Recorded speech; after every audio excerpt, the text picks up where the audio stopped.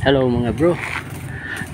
Naglalagay na kami ngayon ng ikang bubong at tinulungan ko naman itong mga gumagawa at kasi naka-order kami ng flashing pero walang bend sa dulo para sa yero. Ngayon ang gagawin ko, ipakita ko sa inyo yung pag-bend nito na madali naman at wala pang 2 minutes magagawa nyo na yung pagbe-bend na ito.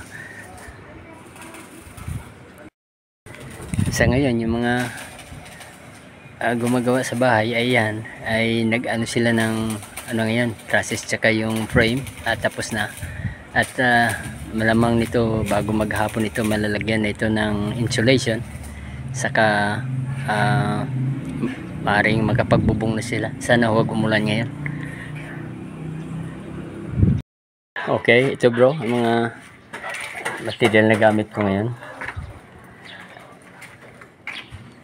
Martilyo, yung clamp,